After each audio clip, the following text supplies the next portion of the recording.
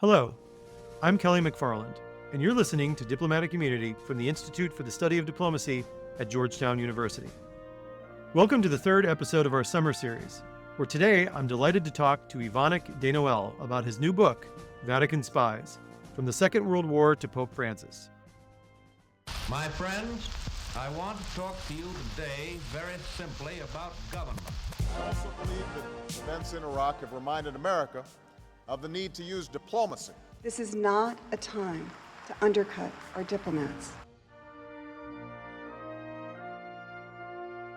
Yvonnick Denoël is a French historian, publisher, and intelligence specialist who has written on the CIA, Mossad, and espionage in the 20th century.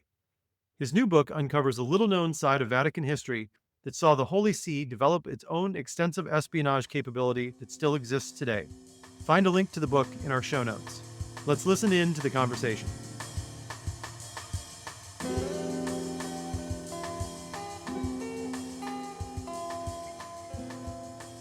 All right, everyone, welcome back to this episode of Diplomatic Community. I am excited to be joined today by Yvonnick Denoël, who has written a fascinating new book all about Vatican spies. And Yvonnick is nice enough to come to us today from the lovely city of Paris. Yvonnick, thanks and welcome to the show. Thank you for having me. So I'm going to dive into this. You've been covering intelligence and things like this for a while, but where did the idea for this book come from? And then can you give us a little bit of the dynamics of the first half of the book? Your book covers Vatican spies from the Second World War all the way to Pope Francis. But there's a lot going on in the first half of the 20th century that sort of sets the score for the rest of the book. So can you kind of walk us through that sort of pre-World War II, first half of the 20th century, how the Vatican sees itself in this world? Sure. I've been reading a lot of books on intelligence history, and I was at times puzzled when seeing bits of Vatican involvement in intelligence affairs. So I put that on the side for a few years, and I gave myself the task to try and put together all these tiny bits and see if it could lead to a probably short book. I ended up writing more than 600 pages, and I had to refrain from producing more. I will say the level of detail is fascinating. So yes, you definitely got into this topic. It's like Alice's rabbit hole. Once you fall in it, you're lost. Yeah. Not forever, but for a long time. So I had to write it. And thanks to COVID, I found the time to write it. But it's true that it's a fascinating topic that was never really addressed the way I address it, trying to draw a complete picture, even though I know it cannot be complete, especially for recent times. But at least I tried to put together all these elements and to try and produce an understandable narrative. Because from the outside, if you're not within the Vatican, it's very difficult to understand. Even when you're working in another intelligence service, you don't really understand how it works. It's been a common mistake in the 20th century for world leaders like Stalin, Hitler, Roosevelt, and many others to believe that the Vatican is all-powerful because there's such a huge network of priests all over the world. But most priests are not intelligence officers. Right. Of course, they tend to write reports, but they don't conduct intelligence mission. They keep the secret of the confession, and they are mostly very lonely. I mean, they address their parish and nothing more. So I found out in the highest episodes of tension, there may be a couple to 500 people involved in intelligence operations for the Vatican, which is very, very small. So yes, you're right. I had to start with the beginning of the 20th century because basically the book tells a story of the secret war between international communism and international Catholicism. Yeah. So it starts with the Bolshevik Revolution, which dealt a severe blow to Russian Catholicism. It suppressed church subsidies, forbade the faithful to make donations, and the property of the Russian church was nationalized. So it became complicated. The Vatican didn't have any sources or information about what was going on in Russia. The bishops were in prison or in exile, the priests under close surveillance. So, in the light of this, it became a priority for the Pope to set up an underground organization in USSR. They wanted to appoint bishops and give the church a legitimate authority and structure. In 1925, the Vatican sent a French priest, Michel d'Herbigny, a French Jesuit, to the Soviet Union. He went there 3 times, and his trips seemed very successful at the time. He managed to collect information on the spot. He set up networks. He came back alive, which That's key. Yeah. would have raised a flag, because considering the level of surveillance in the USSR, it was very unlikely. So when he came back, he was a sort of star, and he triggered a lot of jealousy. The point is, in truth, his missions, he went there 3 times, his missions were a complete failure. The Soviet services monitored him all along during his visits. So he exposed his Russian contacts. And then when he was back, they mounted an operation against him using a story of a woman, which is very complicated, but it caused his downfall. So this first period was not very glorious, but Stalin, who was now the master of the USSR, he took it as a proof that the church was very dangerous, and he never stopped following the matters of the church very closely. So in the 1930s and 1940s, the Russian secret services considered that the Vatican was an all-powerful spy ring whose main task was opposing communism, which was pure fantasy. So this pre-war period established the opposition between international communism and international Catholicism. And of course, in my book, I handled World War II, which was a sort of interlude in this secret war. So you mentioned the fact that they were a fairly small cohort of intelligence folks working for the Vatican, a couple hundred, maybe up to 500 at times. But that still seems to me like a lot. I mean, granted, there's priests all over the world and everything, but the fact that the Vatican still had that many people actively kind of working in this game seems like a lot to me. And then also this idea of, you mentioned that somebody like Stalin thought that the Vatican was all powerful. Whose hand did that play into? Did that actually benefit the Vatican if they were seen as like this all powerful intelligence collection spying agency, or did that actually hurt them because it put more eyes on them from the Soviet Union and everything? Well, first of all, if you consider that the Vatican is a microstate, so there are only a few thousand people working in the Vatican. There is a joke once Pope John 23rd was asked by an American president how many people work in the Vatican, and he replied, "Oh, about half," which was very unfair because people work in the Curia, the Secretary of State. They have to work very hard because they handle the whole world and all the faithful in the world. This being said, if you consider the size of this microstate, a few hundred people handling not exclusively, but in part-time intelligence activities, that's a lot. Yeah. So it's just a question of percentage. And I must also add that these people, at some times in their careers, they don't handle intelligence at all because they are not asked to. The popes define the requirements of intelligence operations. They are the main customers of intelligence. So it's still significant, but yes, I had to work hard to decipher what was intelligence and what was not. You know, there is also a lot of intrigue in Vatican. The question of the relationship of some priests with the mafia and the Vatican Bank. There are a lot of topics. There is secret diplomacy. Secret diplomacy is situated on the border of diplomacy and intelligence. So it's very complicated. And sometimes we have a very clear definition of what is intelligence in the Vatican.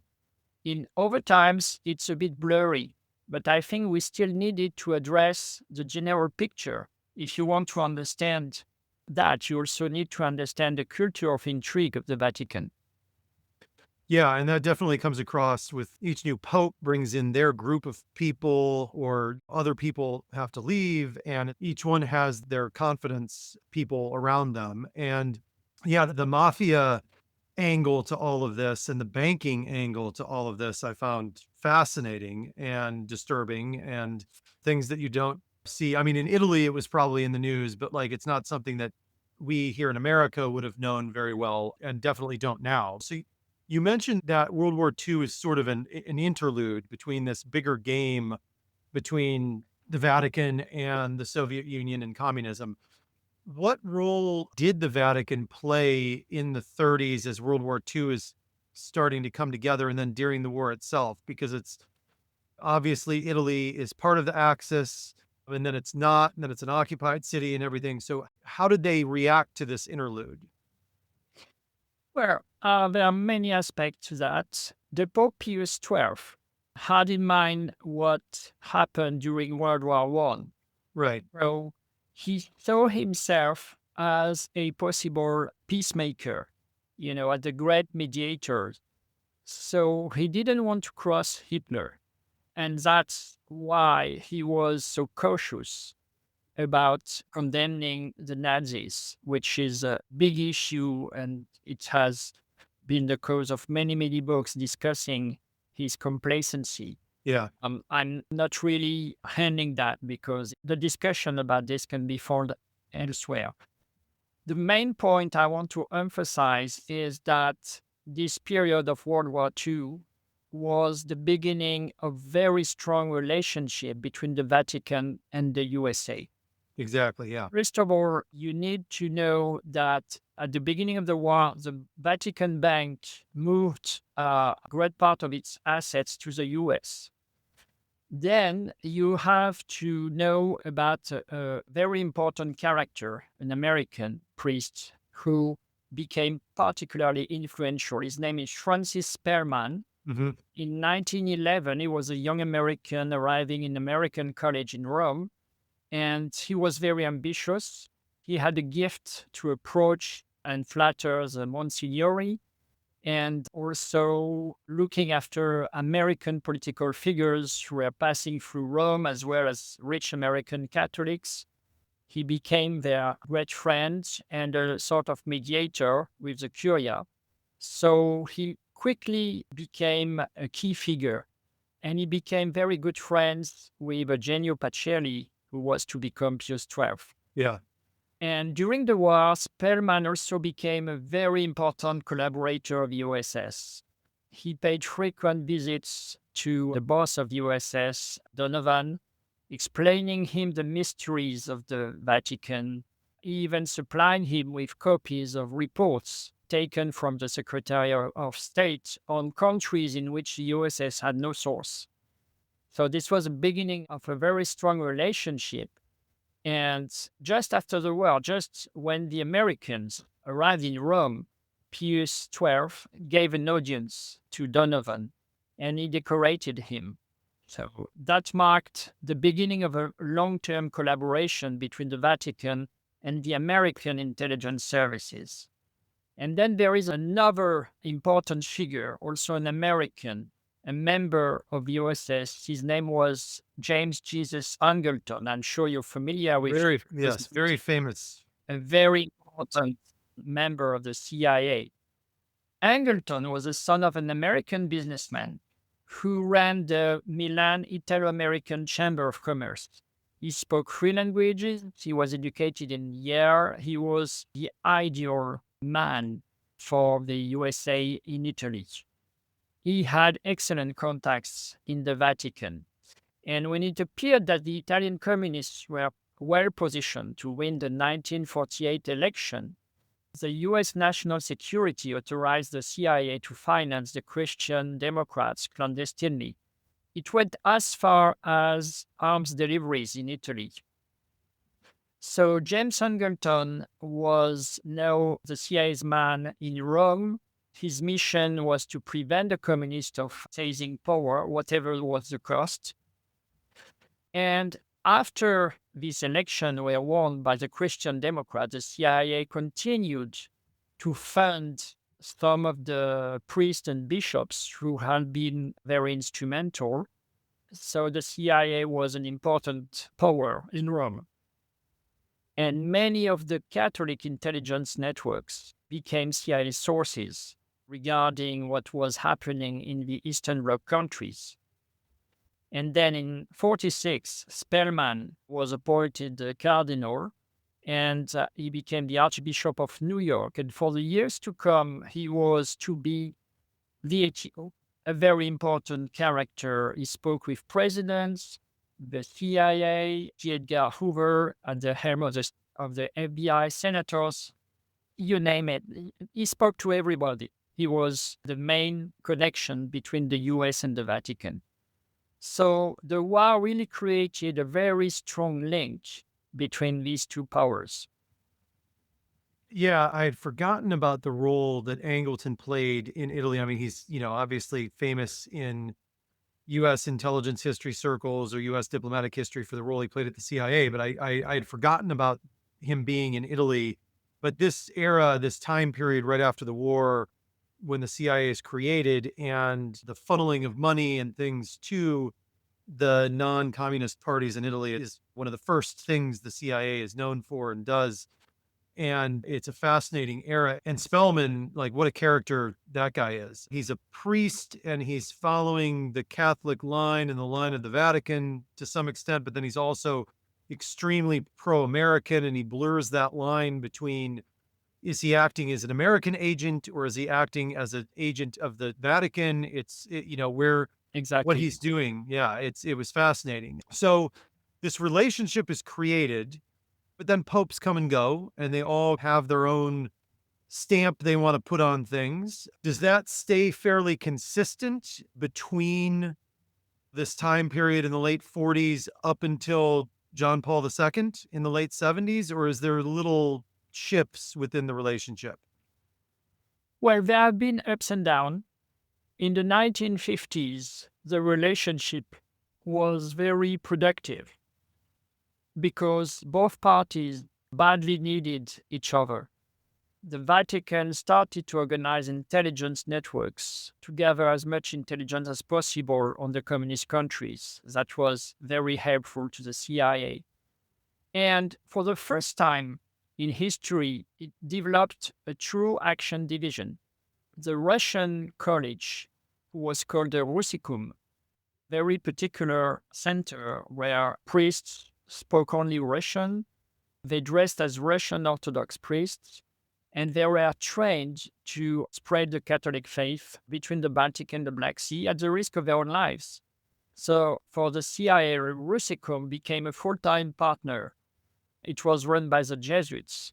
And when the CIA developed a penetration program enabling to infiltrate agents into Ukraine and USSR, where the Russicum used this channel to send some of its agents. So every year, several dozen parachutists from among its ranks would disappear behind the Iron Curtain equipped with radio sets. I said disappear because, as you probably know, this penetration program from the CIA was a nightmare. Yeah. They lost all the men they sent, and the program was penetrated.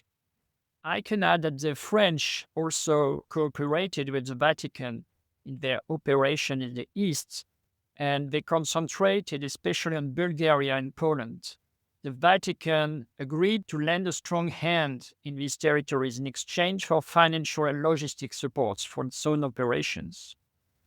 So it seems that things evolved after World War II, thanks also to training given with the help of the CIA, the Italian, French, British services.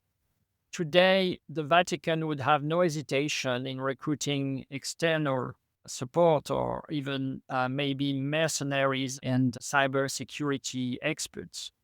So the first part of this partnership was very productive, even though it didn't lead very far. I would say the 60s and the 70s were a bit more difficult. First of all, because the CIA thought that Cardinal Montini was a bit too much of a leftist, Right. which can be discussed because he was not really that, but probably in comparison with his predecessor. But still, the CIA was very active in Rome, and also there were a lot of plots and extreme right terrorist groups, some of them having connections with the CIA. So this period of plots for coup d'etat, and it's a very complicated period. So the collaboration was a bit complicated, and politics became more and more suspicious of the CIA during this time. So we were in a low point when arrived Karol Wojtyla, John Paul II. And he was not especially pro-American, but he was fiercely anti-communist.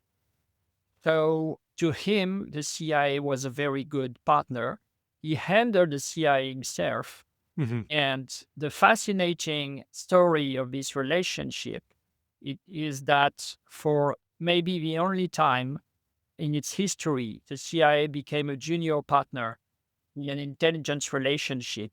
They looked up to John Paul II. They were in awe. He knew everything about what was happening in Poland. He was Yeah. true expert on communist regime, and for a good reason, because basically Wojtyla had been trained to clandestine activities, and he had been trained by the Polish secret services.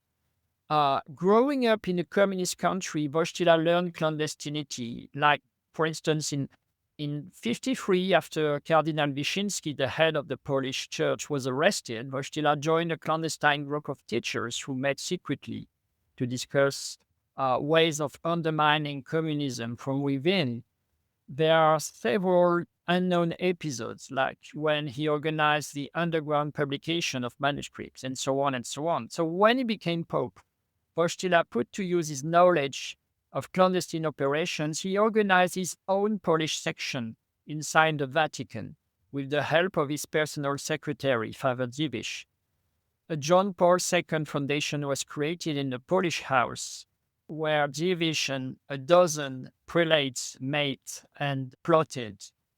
This little group made up a de facto secret service. They were managed directly by the Pope. The Secretary of State didn't even know they existed. Hmm. The Polish prelates had the same habits. They were switching on the radio during sensitive conversations. They were surrounding themselves with trustworthy people. The Pope had a huge appetite for information. So anytime someone came back from Poland, he was invited to a meal with the Pope, to bombard the guy with questions until 2 a.m. in the morning. He never got enough of it. So this was a particularly high point when the CIA basically became an assistant to the Yeah. leader of the free world, which was not Ronald Reagan, but Pope Wojtyla. Yeah, it was a fascinating period. I think you mentioned the fact that because of the fact that John Paul II was from Poland, he was so already immersed in that world of espionage, that world of being followed and listened to and being a Catholic priest behind the Iron Curtain. But Poland was such a unique country within communism because it was a majority Catholic country. So repressing Catholicism there versus in the Soviet Union was a little bit different. But that lent itself to him doing those things he did when he became Pope and focusing so much on Poland and the Solidarity movement.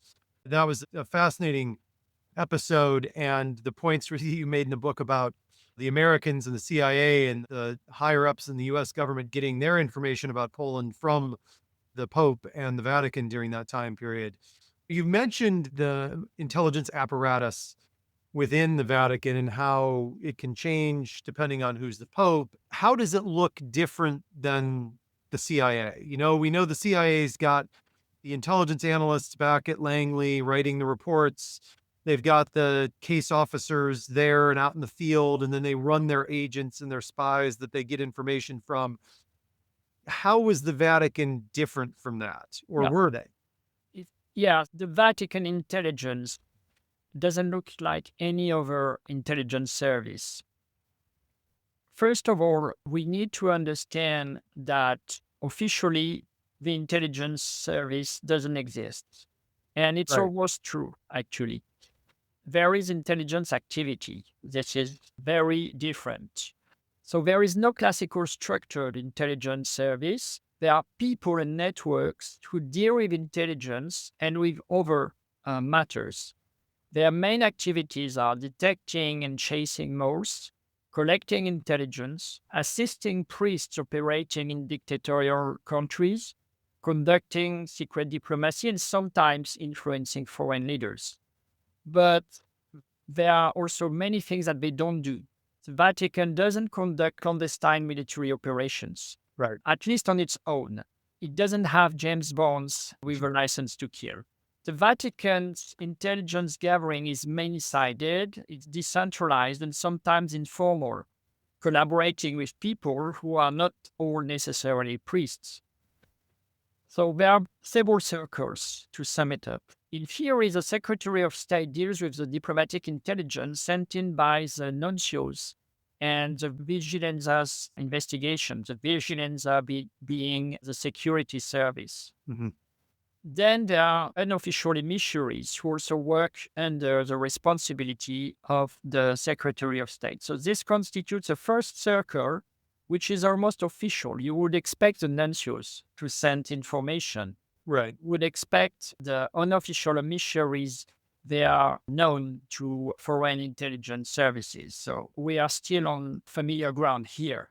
Next, there is a much wider second circle, which is very complicated to understand.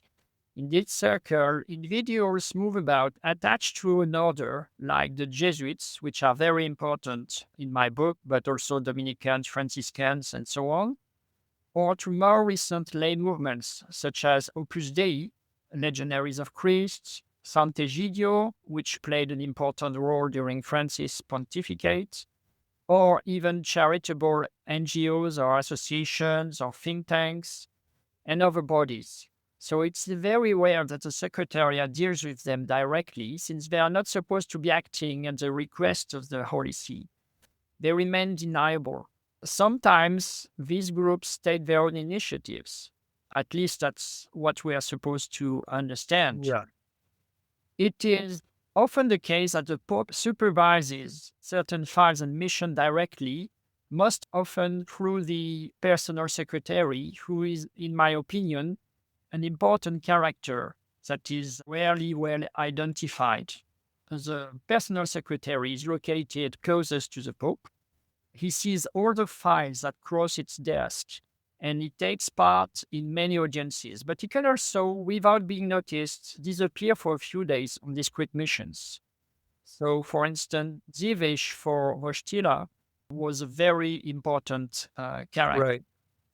So, what my book says is that the Pope is really the person who defines, consciously or not, even when the Pope doesn't want conduct intelligence that defines his papacy. He defines the secret activities that will take place during his pontificate. And this is why it can vary a lot within the space of a few years, but the main characters involved in intelligence, they do not disappear. They just take up their management or pastoral duties again, and they wait to be reactivated. So, obviously the Cold War, the antagonistic relationship between the church and communism and the Soviet Union is an understandable antagonism. The Cold War ends. What are some of the interesting things towards the end of your book that take place, say, under Francis? In a post-communist world, what has the Vatican's spy ring and the espionage they've undertaken look like more in today's atmosphere? Yeah. Well, first of all, I have to notice that Francis was of course, very different from John Paul II, but he was not naive or unfamiliar with clandestine activities. During the Argentinian dictatorship, he used his status as a priest to save people persecuted by the military junta, help them escape when he was a rector of the San Jose de San Miguel College, a university. And these revelations were made partly by himself while he was a pope, which is very unprecedented. So he was familiar with clandestine activities. Second, he himself initiated secret diplomacy. There is obviously the re-establishment of diplomatic relationship between Cuba and the United States in 2014, which happened because Barack Obama reached out to him and asked for his help, which he was glad to provide. And of course, being from South America, he had a keen interest in Latino American affairs. So it's an important aspect. I also know from some of my sources, and it's not in my book, that Pope Francis also authorized some authentic and risky clandestine humanitarian operations, which were conducted in partnership with other European services. I have a couple of examples in mind, but I didn't have sufficient material to put them in my book, and I was not able to get independent confirmation.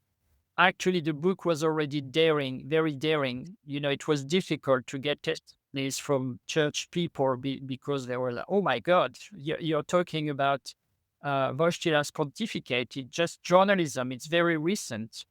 Yeah. So there is a limit to what you can address in a book like that. So to finish with Francis, I would say like his predecessor, he has been visibly confronted with difficult internal situations, trying to rid the curia of corruption and old habits. He has discovered some important prelates could lie to him and abuse of their power to divert money from the church. He probably has been surprised by attacks from conservative prelates, especially in the US, who didn't hesitate to call for his resignation. So that probably took a lot of his time and energy, and it may have limited his ability to use intelligence operation, but in truth, it is too soon to tell. So last question, we'll get you out of here on, and this is where we asked you to look into your crystal ball. Obviously, we have a new pope making history, the first American pope. We also have a very fraught geopolitical situation in the world that America is in the middle of a lot of different things. We've got a lot of political strife in the United States.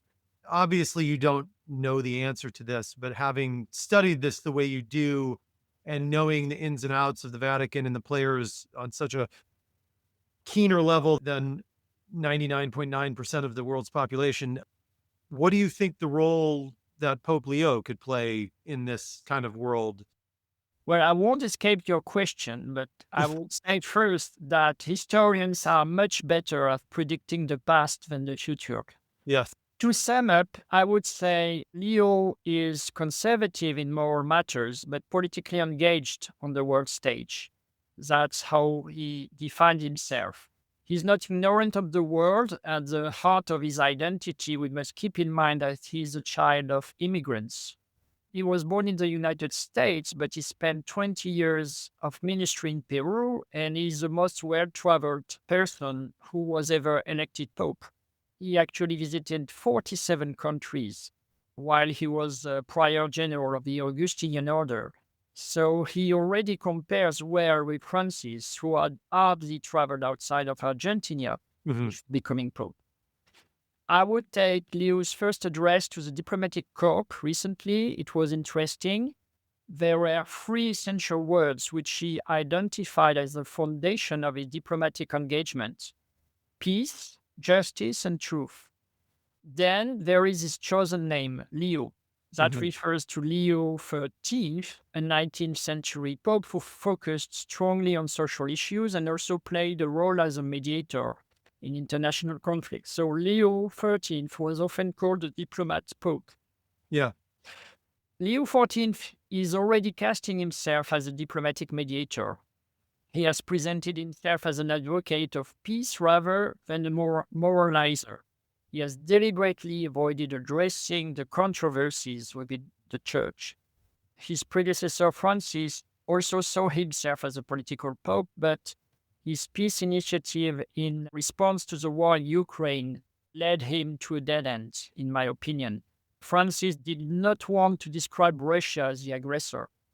Leo has emphasized the suffering of the martyred Ukraine, so there's a clear change of tone here. Yeah. He appears to want to help settle the war in Ukraine. He has offered to serve as a neutral third party in the negotiations. He has spoken to Zelensky about using the Vatican as a host for peace negotiation. Of course, Moscow expressed skepticism, like they express skepticism at everything. Right. But to risk myself on a prediction, some of my sources tell me that in the coming weeks or months, Leo may pay a surprise trip to Kiev. Wow. And that would send a strong signal to the rest of the world. Obviously, he aspires to a function like the one exerted by his role model Leo XIII, but to be honest, I think he will probably have a harder time achieving it than his predecessor. Yeah, there's going to be a lot of difficult days trying to solve the Russia-Ukraine war, but that would be a change in tone from what's been happening from the Vatican recently. Well, Yvonnick, fascinating book, fascinating conversation. I highly recommend folks go get a copy of Vatican Spies. It's a great and intriguing beach read. So thank you for coming on, and I really appreciate it. Thank you very much.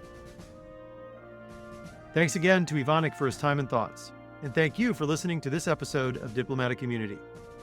This show was produced by Freddie Mallinson and Theo Malhotra. Thank you to the Carnegie Corporation of New York for their support for this podcast. Be sure to check out any episodes you may have missed via our website. Please rate, review, and follow this podcast wherever you listen, and tell your friends and colleagues to come find us on Apple Podcasts, Spotify, or anywhere else they listen. Follow us on Twitter @GU Diplomacy and visit our website, isd.georgetown.edu, to learn more about our work. I'm Kelly McFarland. Until we meet again.